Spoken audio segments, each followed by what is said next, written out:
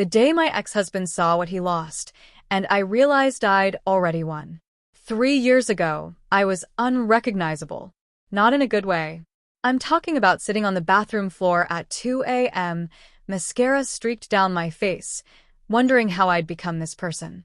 The person whose husband sat her down on their 7th anniversary and said he wanted a divorce because he'd fallen out of love and needed to find himself. The person who begged him to reconsider. The person who promised to change, to be better, to be whatever he needed. The person he looked at with something between pity and disgust before walking out the door. My name is Jennifer, I'm 35 years old, and last week, that same man stood in front of me, practically on his knees, asking for another chance. But I'm getting ahead of myself. This story isn't really about him. It's about me and what happened when I finally decided to become the main character of my own life. Let me paint you a picture of who I was 3 years ago. I was 70 pounds heavier than I am now. Not that weight is everything, but I'd let myself go in every sense of the phrase. I wore the same rotation of oversized sweatshirts and leggings, hadn't had a real haircut in over a year, and couldn't remember the last time I'd worn makeup that wasn't for forced social obligation. I worked a dead-end job as an administrative assistant that barely covered my half of the bills, had no hobbies, no real friends of my own, and spent most of my free time trying to make my husband happy. Marcus was everything I thought I wanted. Charismatic, ambitious, always the center of attention. We met when I was 24, married by 26. He worked in sales, made decent money, and had this way of making me feel like I was lucky he chose me. Looking back, that should have been a red flag the size of Texas, but I was young and insecure and honestly believed I'd never do better. Our marriage was me constantly trying to earn his approval. He'd make comments about my appearance, nothing overtly cruel, just little digs. Are you really going to eat that? Or maybe you should come to the gym with me. When I got promoted at work, he'd say, "That's great, babe, but it's not like it's a real career move." When I suggested we spend time together, he'd tell me he needed his space, that I was being clingy. I molded myself around his life. His friends became our friends. His interests became our interests. His dreams became our dreams. I disappeared, piece by piece, until I was just this shadow person, existing in the margins of Marcus's life. Then came the anniversary dinner. I'd made reservations at the restaurant where we had our first date, bought a new dress that I thought made me look nice, really tried to do something special. He showed up 45 minutes late, barely looked at the menu, and then dropped the bomb. "Jennifer, I can't do this anymore. I'm not happy.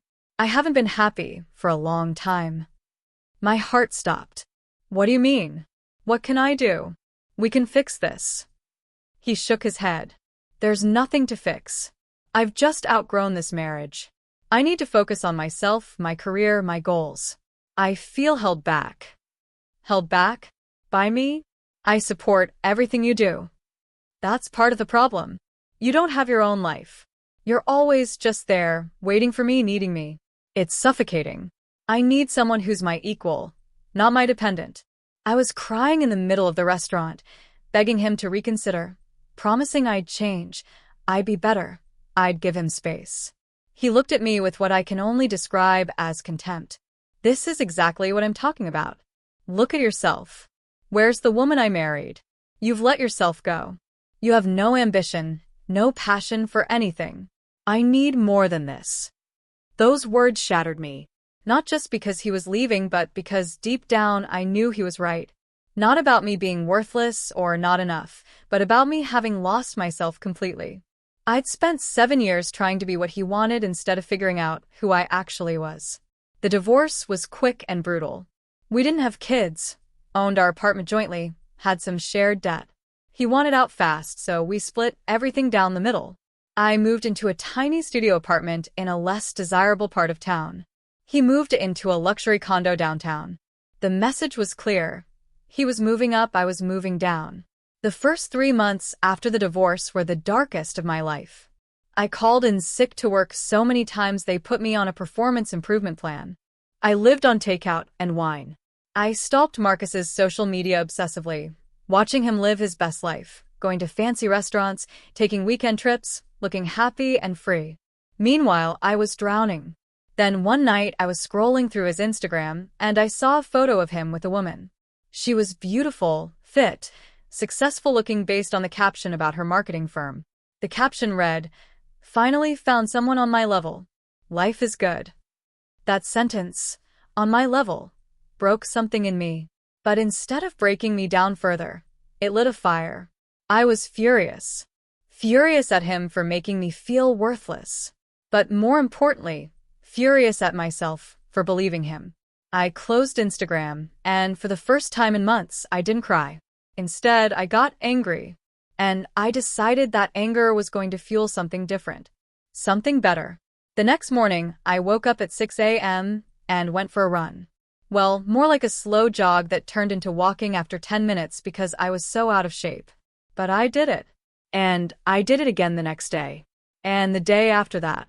I couldn't afford a gym membership, so I started following free workout videos on YouTube.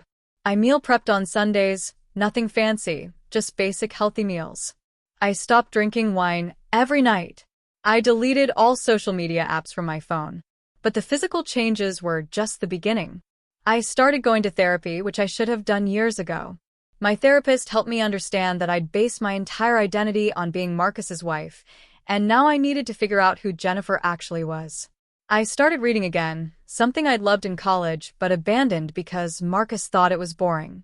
I joined a book club at the local library and made actual friends, women who liked me for me, not because I was someone's wife. At work, I started actually trying. I volunteered for projects, spoke up in meetings, and pitched ideas. 6 months after the divorce, I got promoted. It wasn't huge, but it was progress. More importantly, it was mine. I saved money obsessively, cutting every unnecessary expense. I wanted out of that depressing studio apartment, but more than that, I wanted to prove I could build something on my own. After about 8 months, I started to notice changes. Real changes. I'd lost 30 pounds. I had energy I hadn't felt in years. I looked in the mirror one day and didn't immediately criticize what I saw. It was a small moment, but it felt seismic. I got a haircut, a real one at a nice salon, using money I'd saved. The stylist gave me layers and highlights and taught me how to style it. I bought new clothes, not expensive ones, but things that actually fit and made me feel confident. I started wearing makeup again, not for anyone else, but because I enjoyed it. Around the 1-year mark post-divorce, something shifted internally. I realized I'd gone entire days without thinking about Marcus. I was genuinely enjoying my life. I loved my morning runs, my book club, my slowly advancing career, my little apartment that I decorated exactly how I wanted. I also started dating, casually at first. Nothing serious, just putting myself out there, remembering what it felt like to be seen and appreciated. It was terrifying and exhilarating. Some dates were terrible, some were fine, and some reminded me that there were men out there who would value me. By year 2, I was a completely different person. I'd lost 70 pounds total and gained muscle. I'd been promoted again at work and was now managing a small team. I'd moved into a beautiful 1-bedroom apartment with a balcony. I'd traveled solo to 3 different countries, something I'd always wanted to do, but Marcus had always vetoed. I'd taken up photography as a hobby and was actually getting pretty good at it. More importantly, I was happy. Genuinely, authentically happy. Not because I was trying to prove anything to anyone, but because I'd built a life I actually wanted to live. I had friendships that fulfilled me, a career that challenged me, hobbies that excited me, and most importantly, I had myself back. I'd even started seeing someone, Daniel, a graphic designer I'd met at a coffee shop. He was kind, funny, supportive, and treated me like an equal partner. We'd been dating for about 6 months, taking things slow, but it felt healthy and real in a way my marriage never had. Then 3 weeks ago, I got a message on LinkedIn of all places, from Marcus. "Hey Jennifer, I hope you're doing well. I've been thinking about you lately. Would you be open to getting coffee sometime? I'd really like to catch up." I stared at that message for a long time. My first instinct was to ignore it, but curiosity got the better of me. I checked his profile. He'd changed jobs twice since our divorce, lateral moves, not the upward trajectory he'd been so confident about. His profile picture was just okay. He looked tired. Against my better judgment, I agreed to coffee. I told Daniel about it, and he was supportive but cautious. Just be careful, he said. Exes usually come back for a reason, and it's rarely a good one. We met at a neutral coffee shop on a Saturday afternoon. I arrived first, ordered my coffee, and sat down. Then Marcus walked in, and I watched his face go through about 5 different emotions in 3 seconds. He looked shocked, then confused, then something like hunger. He'd seen my LinkedIn profile photo, so he knew I looked different, but seeing it in person was clearly something else entirely. Jennifer, he said, like he wasn't sure it was actually me. Hi, Marcus.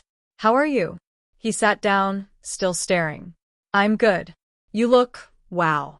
You look amazing. Like, really amazing. Thank you. You look well too. It wasn't entirely true.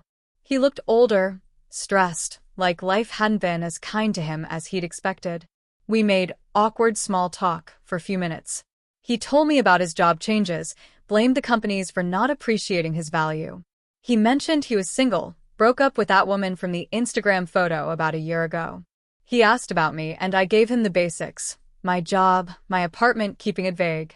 Then he got to the point. Listen, Jennifer, I wanted to see you, because I've been doing a lot of thinking. About us, about how things ended. I think I made a mistake. There it was. A mistake. Yeah. I was going through something back then, feeling trapped maybe, I don't know. But I've had time to reflect, and I realized what we had was actually really good. You were always there for me, supportive, loyal. Those are rare qualities. I took a sip of my coffee, staying quiet, letting him continue. I see now that I took you for granted.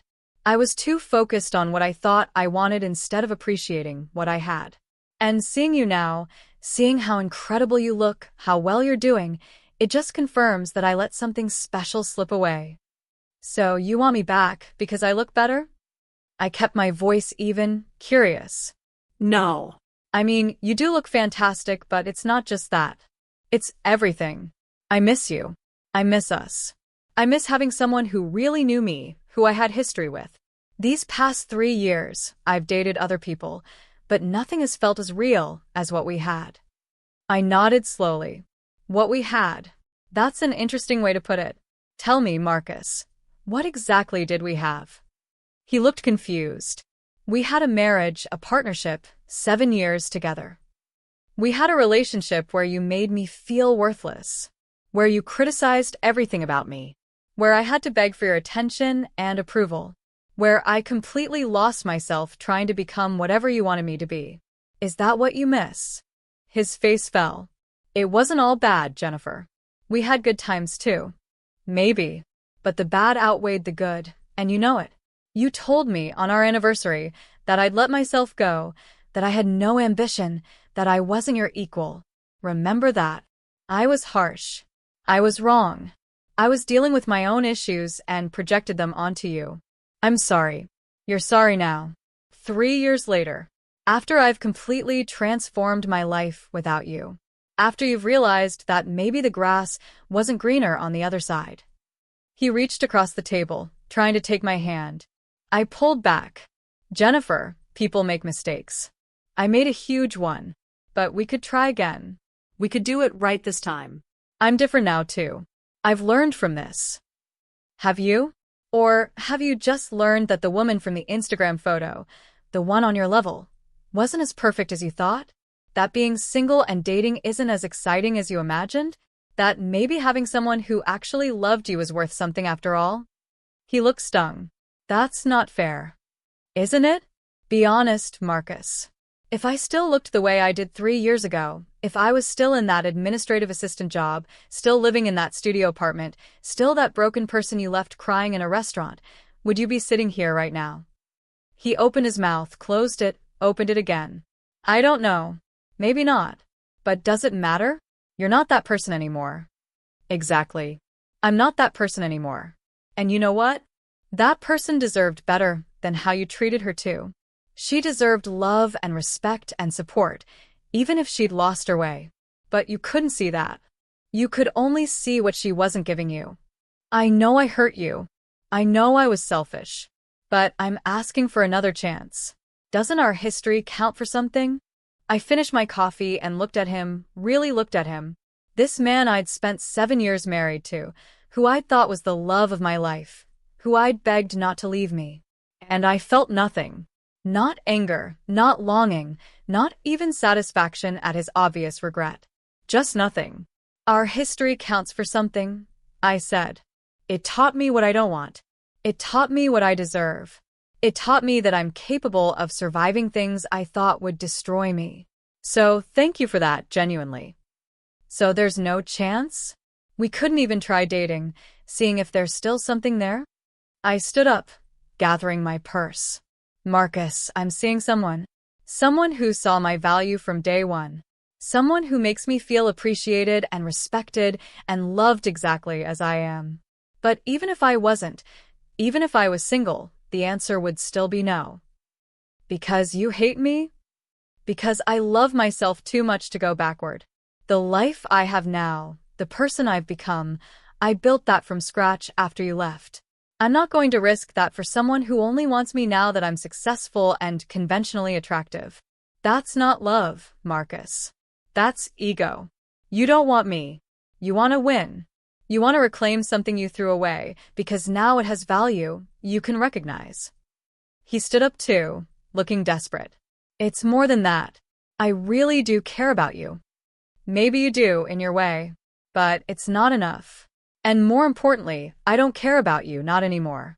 Not in the way you'd need me to for this to work. I've moved on, actually moved on. I hope you can do the same. I walked toward the door, and he called after me. Jennifer, wait. Please. Can we at least stay in touch? As friends. I turned back. No, Marcus. We can't be friends. We don't have enough respect for each other for that. You didn't respect me when we were married, and I don't respect someone who only values people when they're useful or attractive to them. I wish you well, I really do. I hope you find happiness. But it's not going to be with me. And then I left. I walked out into the sunshine, got in my car, and drove to Daniel's apartment. He opened the door, took one look at my face, and pulled me into a hug. How'd it go? He asked. It went perfectly, I said. And I meant it. That night, I thought a lot about the conversation, about Marcus, about who I'd been and who I'd become. I thought about that broken woman on the bathroom floor 3 years ago, and I wished I could tell her that she was going to be okay. More than okay. Here's what I learned through all of this, and what I want anyone going through something similar to understand. The best revenge isn't revenge at all. It's building such an incredible life that the person who hurt you becomes irrelevant to your happiness. When Marcus left, he expected me to fall apart. Maybe part of him even wanted that, to confirm his narrative that I was dependent and weak. But I didn't just fall apart and stay there. I fell apart, and then I put myself back together, piece by piece, into someone stronger and better, and more authentically me. My glow-up wasn't about him. It was never about him. It was about me deciding I deserved better, and then doing the work to create that better life. The weight loss, the career advancement, the confidence, the happiness, those were all side effects of the real transformation, which was learning to value myself.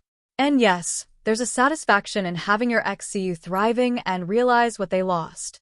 I won't lie about that. When Marcus's face fell as I walked away, when he realized the door was permanently closed, part of me felt vindicated. But that feeling lasted about 5 minutes. Because ultimately, his regret doesn't matter. It doesn't change my life. It doesn't affect my happiness. It's his burden to carry, not mine. What matters is that I built a life I love. I have a career I'm proud of. I have genuine friendships. I have hobbies that fulfill me. I have a partner who treats me as an equal. I have goals and dreams that are mine, not reflections of someone else's ambitions. I have myself back, and that's worth more than any apology or second chance Marcus could offer. If you're reading this and you're in that dark place I was 3 years ago, please hear me. It gets better. It gets so much better. But only if you do the work. Only if you decide that you're worth the effort. Only if you stop waiting for someone else to validate you and start validating yourself. Your glow-up might not look like mine. Maybe it's not physical. Maybe it's emotional, spiritual, professional, creative. Maybe it's all of those things or none of those things. But whatever it is, make it about you. Make it for you. Don't do it to prove anything to anyone else, because that's just another form of seeking external validation. Do it because you deserve to live a life you're excited about. Do it because you deserve to look in the mirror and like who you see. Do it because you deserve to go to bed at night feeling proud of yourself. Do it because 3 years from now, when that person who broke your heart shows up full of regret, you want to be able to walk away without a second thought, because you've already moved on to something infinitely better. And to Marcus, if you somehow ever read this, I genuinely hope you find what you're looking for. I hope you learn to value people before they transform into someone you find desirable. I hope you grow and change and become someone who can actually appreciate a good thing while they have it. But mostly, I hope you learn that people aren't projects or accessories or status symbols. We're human beings worthy of love and respect at every stage of our journey, not just when we meet someone else's standards. As for me, I'm exactly where I'm supposed to be. I'm successful.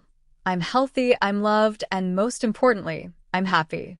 The girl who cried on the bathroom floor couldn't have imagined this life. But she survived long enough to create it. And that's the real victory. Tomorrow, Daniel and I are going on a weekend trip to the mountains, something I planned and booked because I wanted to, not because I was trying to make anyone else happy. Next month, I'm up for another promotion at work. In the fall, I'm traveling to Japan, a dream I've had since college that I'm finally making happen. And through all of it, I'm just going to keep being me, the me I fought hard to discover and create. That's my story, Reddit. My ex-husband came back after my glow-up, full of regret, asking for another chance. And I walked away without looking back, because I'd already won. Not by making him regret losing me, but by building a life so full and rich and beautiful that his regret became completely irrelevant. If you're on your own journey right now, keep going. The person waiting for you on the other side of the pain is worth every single hard step. I promise.